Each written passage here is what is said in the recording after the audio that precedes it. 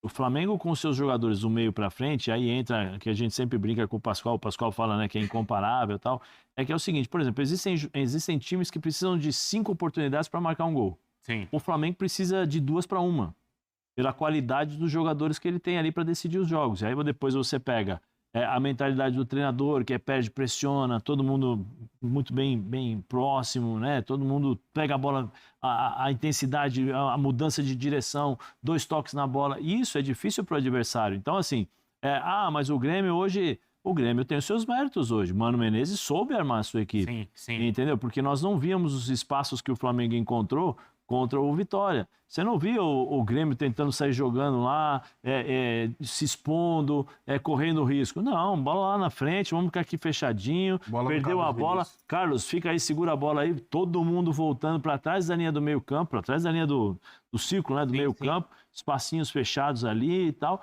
Então, assim, você tem algumas metodologias táticas para você tentar parar a equipe do Flamengo, mas aí entra o lado técnico, o lado do improviso. Você pega aí, por exemplo, o gol do Arrascaeta. É uma tela do Arrascaeta, vamos colocar, Sim, é um golaço, hein, Zé? Até fazer uma comparação, você vê a diferença entre o Arrascaeta e o Cano. O Cano teve uma chance igualzinha contra o Santos. O Arrascaeta só deu tapinha aqui, ó. Tirou do goleiro, acabou. É difícil, porque você mata o goleiro. Eu tenho um goleiro que foi irmão, eu conversava muito com o Ronaldo, mas eu sempre perguntei, e aí? Foi goleiro. Rubinho, né? Foi goleiro, um tempão lá na Itália, tal, jogou aqui. Aí eu sempre, o que você prefere, o chute forte ou o colocado? Ele falou assim, o colocado é mais difícil pra gente, goleiro, porque o goleiro tá esperando o chute forte. O atacante matar, quando ele só dá aquela tiradinha, o goleiro não sabe o que fazer. Aí você pega o chute do Cano, que veio para aquela vontade de mandar o goleiro para dentro. Mandou lá para escanteio. Entendeu? Então, essa diferença técnica do Flamengo nas horas decisivas é o que vai fazer a grande diferença. E foi uma jogadaça com o Pedro jogando como titular, então, Jailson. 30 participações em gols em 42 jogos, é isso? 17 mais 13. É isso. Pelo amor de Deus. 42 jogos, é isso aí. Tanto que você tem ali praticamente 37 de titular, né? Então, tanto que você tem praticamente uma participação em gol por jogo que dá 97. Se você colocar uns acréscimos aí, é isso, ó. 37, todo jogo ele participa de um gol. 37 jogos e 30 participações. Que temporada. Exatamente. Temporada que o Arrascaeta, que o Felipe Luiz, né, tá utilizando o Arrascaeta mais próximo ali do centroavante, né, nesse esquema. Ele tá mais participativo também. Fisicamente ele tá melhor, né? Fisicamente nessa temporada ele tá conseguindo chegar, por exemplo, no segundo semestre muito bem, que era uma situação que o Arrascaeta sempre passava uma dificuldade no segundo semestre. Mas eu coloco nisso também a mudança da forma que ele tá jogando, né? O Arrascaeta, e aí entra também o incomparável que o Zinho tava citando, em relação ao elenco do Flamengo atualmente. Não só agora, depois dessa janela, né? Mas o Arrascaeta, a falta de necessidade dele ter que descer para armar o jogo. O Arrascaeta não precisa mais descer para armar o jogo. Tem lá os volantes, tem lá o Léo Ortiz na defesa, tem lá os volantes agora com o Saúl e Jorginho, enfim, com o De La Cruz, com o Pulgar quando tinha.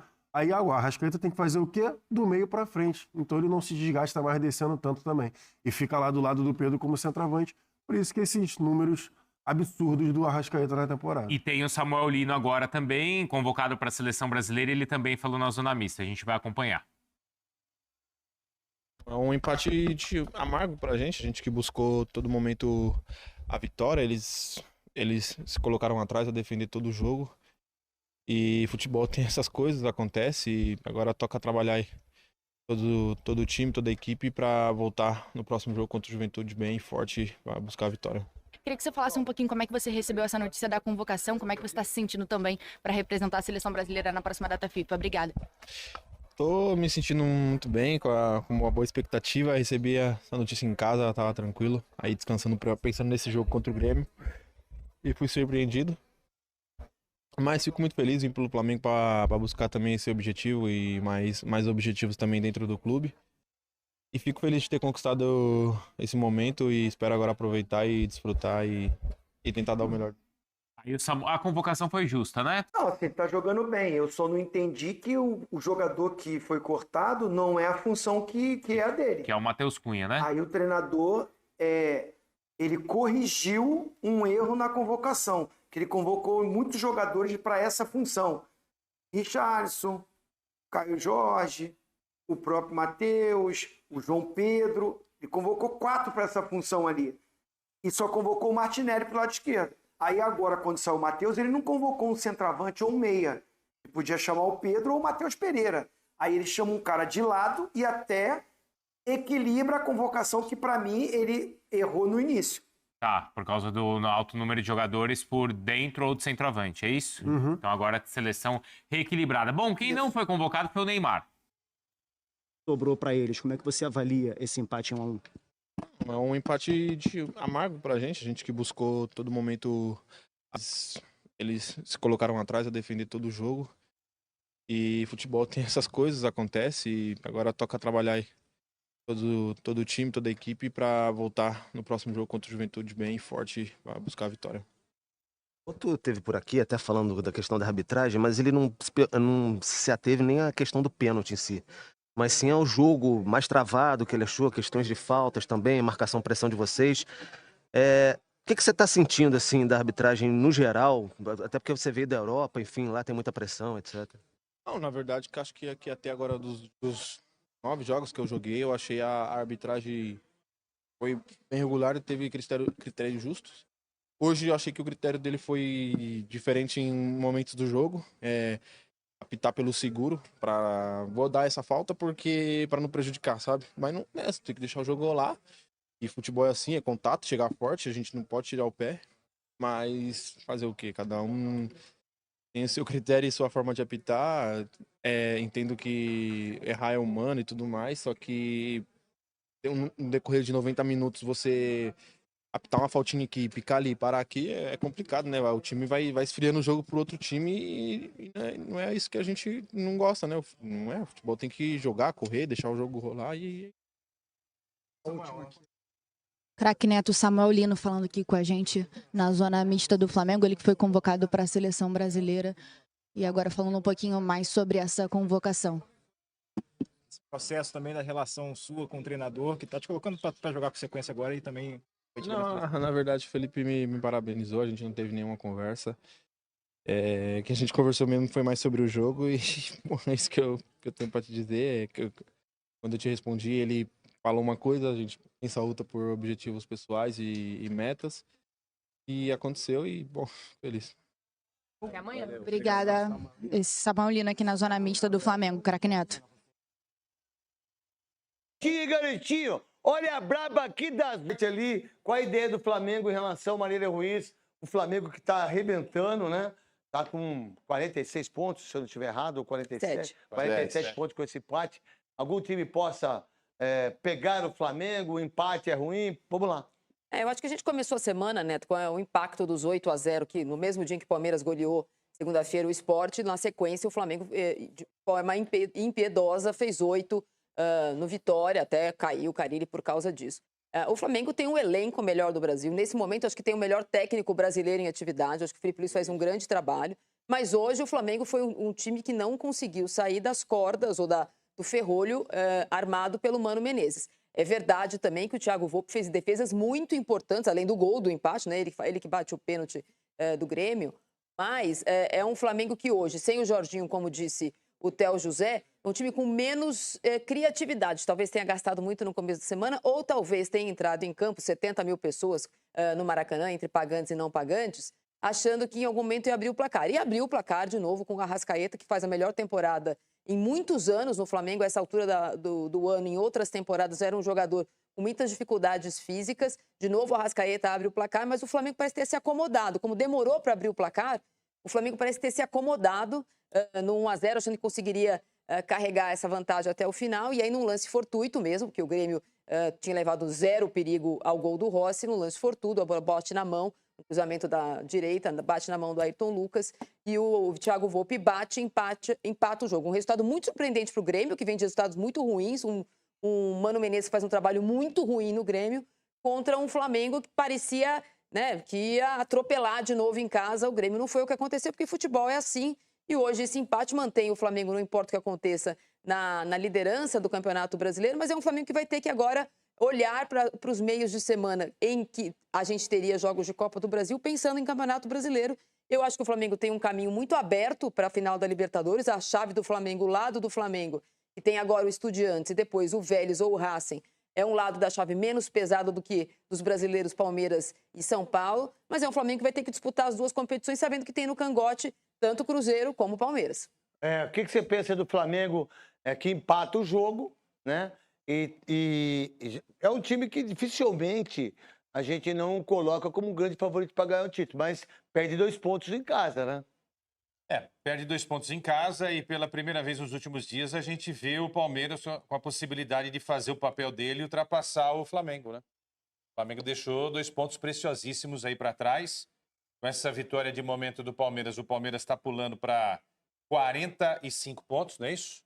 Tá indo em Vai para 45. 45, ou seja, ele fica a 2 do Flamengo com um jogo a menos em relação ao Flamengo. E lembrando, ainda há o duelo direto entre os dois, 29ª rodada no Maracanã, Flamengo e Palmeiras. Netão, sinceramente, para mim é Flamengo e Palmeiras até o final. Eu não tiro o Cruzeiro não, daquilo que o Cruzeiro tá fazendo, assim. Eu acho que o Cruzeiro, Neto, vem jogando bem. Eu acho assim, que... Eu não gostei do Cruzeiro no primeiro tempo ontem, sério mesmo. Tudo bem, mas em termos de pontuação, o Cruzeiro tá dentro. É isso que eu analiso. Mas...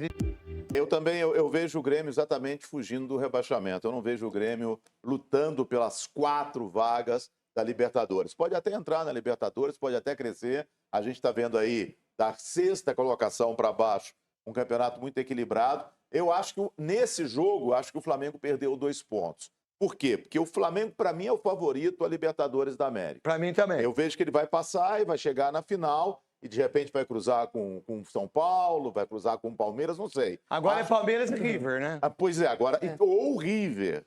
Ou o River. O River, eu vi o último jogo do River, não tá jogando essa bola, mas é River. É River, tem camisa, tem um treinador que conhece os caminhos da Libertadores também, então pode ser que chegue o River. Então o Flamengo tem que ter uma gordura no Campeonato Brasileiro para ir mais tranquilo para a Libertadores. Eu não concordo com o que disse o Renato agora há pouco. A cada 3 dias eu tenho um jogo, isso desgasta muito, não sei o quê. Qualquer campeonato do mundo, quando você tem um time bom, você vai ter jogo a cada 3 dias. Você só não tem o campeonato estadual, mas depois que a bola rola, é a cada 3 dias. Ou é o campeonato nacional, ou são as Copas, ou então é a Liga dos Campeões. Nesse sentido, sair da Copa do Brasil para o Flamengo e para o Palmeiras... Pode ter sido uma boa. Agora, e outra coisa, a intensidade lá fora é uma. Esse jogo de hoje, Fluminense e Santos, para mim isso foi treino. Então, mas para mim isso não foi um jogo de campeonato brasileiro. Não, foi treino. Deu sono o jogo do Santos com o Fluminense. Mas é porque eles não estavam cansados. Gente, é jogador profissional, né? Você é jogador profissional. Tá cansado, então, se os caras estão cansados a cada 2 jogos, para mim tem um problema aí. Eu acho, Theo, que você tem toda a razão. O Renato, até a gente fez outro dia lá, com outro CNPJ, uma edição do Maracanã. Vamos lá com a Gabi, vamos lá, Gabi.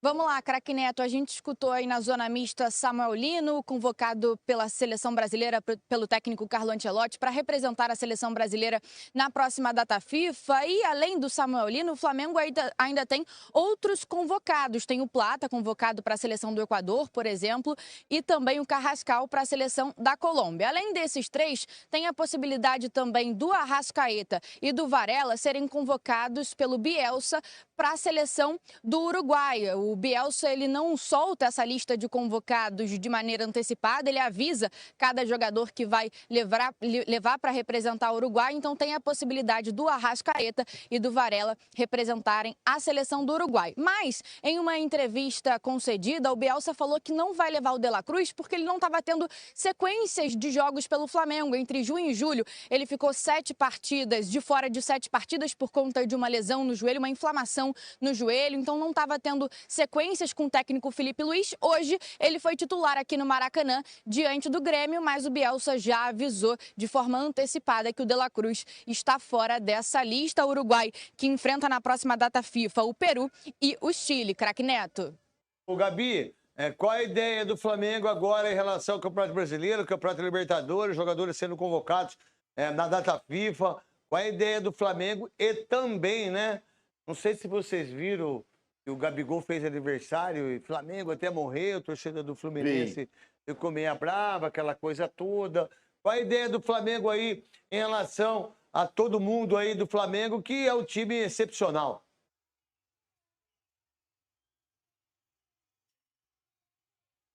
O Flamengo tem alguns dias de folga nessa próxima semana, pelo que deu para a gente entender ali na zona mista, retorna aos treinamentos só na próxima quinta-feira, muito por conta dessa parada para data FIFA. O Flamengo também está eliminado da Copa do Brasil, então na próxima semana não tem nenhum compromisso na Copa do Brasil, só volta a campo mesmo no dia 14 de setembro, diante do Juventude, lá no Alfredo Jaconi. Para esse jogo, o técnico Felipe Luiz não vai poder contar com o zagueiro Léo Ortiz, porque ele tomou o cartão amarelo aqui hoje contra o Grêmio, estava pendurado, portanto, está suspenso dessa partida contra o Juventude. Mas o Flamengo, claro, quer treinar bastante nessa próxima semana para chegar com tudo no Campeonato Brasileiro. É líder isolado no Brasileirão com 47 pontos, mira o título do Campeonato Brasileiro. A diretoria do Flamengo já disse diversas vezes que tem esse campeonato como prioridade nesta temporada e também, claro, a Libertadores. Craque Neto. Qual que é a aliança que você vai querer, filha? Pode escolher, Rodrigo Leite, para todo mundo que está ligado aqui no apito final, junto amanhã, tem donos da bola. Deram um lance normal, natural, posicionamento de braço, posicionamento de corpo do Ayrton Lucas, e a bola, ó. Você vê, ele chuta com a perna direita, a bola bate lá na hora que ele tá fazendo o movimento. Movimento de braço. Isso não é pênalti nem aqui, nem na China, irmão. Não foi pênalti. Entendeu?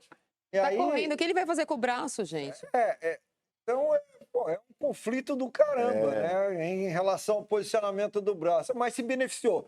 Se beneficiou porque a bola poderia ter batido no braço dele e entrado no gol e sido um gol contra. E sabe que, a regra não... O que aconteceria? Não sabe que eu fico bravo? O que aconteceu tem Sabe que eu fico bravo do lance desse? O cara tá aqui, certo? O cara chuta a bola, não chuta? O cara tá aqui. O cara tá fazendo um movimento aqui, a bola bate aqui. Cara, isso não é pênalti nem aqui, nem na China. Vocês do VAR, vocês são ridículos. Como diria Everaldo Marques, que é uma outra... É uma coisa impressionante. Eu não sei se houve participação do VAR, porque o árbitro marcou, aí depois eu tive que descer pra cá. Mas se você também não quisesse descer, você Mas o árbitro marcou. Não, ainda quase cheguei atrasado. O árbitro marcou. Então, o árbitro marcou. Eu não sei se o VAR teve participação ou não em pedir pra reconsiderar. Não sei. Ela já tá comemorando. Mas a regra não diz braço fora do... Mas a posição aí é uma posição natural. A gente tá... eu não vou mentir pra vocês não, mas nós estamos assistindo o jogo do Corinthians, acabou o primeiro tempo, agora tá 1-1. O pênalti que o árbitro deu pro Palmeiras é uma vergonha. É uma sacanagem. É uma coisa ridícula. Eu não tô falando porque é Corinthians, não, irmão. Cara, eu vou ter que concordar com o Neto. Dificilmente eu concordo com o Neto, porque o Neto às vezes fala coisas que não faz sentido. Mas dá um pênalti daquele, cara, como é que o Ayrton Lucas ia fazer ali? O cara tava pulando. E pior que eles não deram esse pênalti contra o Bahia. A arbitragem não deu pro Fluminense, que foi Bahia e Fluminense, foi ainda pior, foi pior que esse daí. E o Vasco e Botafogo.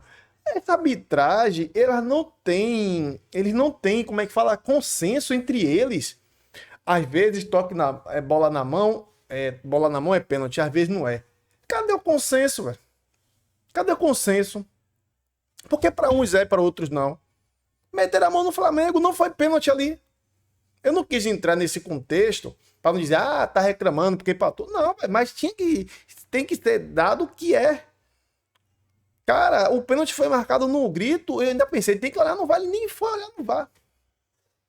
O árbitro da partida tinha que olhar.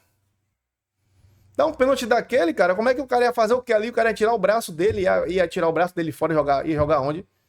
Pelo amor de Deus, essa arbitragem brasileira é uma vergonha. É uma vergonha. Tudo bem que o Flamengo poderia ter feito mais gols, tudo bem, mas o Grêmio veio com a retranca, veio com a trinca, eles falaram aí, o Neto falou, todo mundo falou, mas não existe isso, cara. Não existe, ali foi pênalti, não foi pênalti, perdão, não foi pênalti, porque se fosse pênalti, contra o Bahia tinha que ser, contra o Botafogo tinha que ser. Não faz sentido, cara, para uns é, para outros não.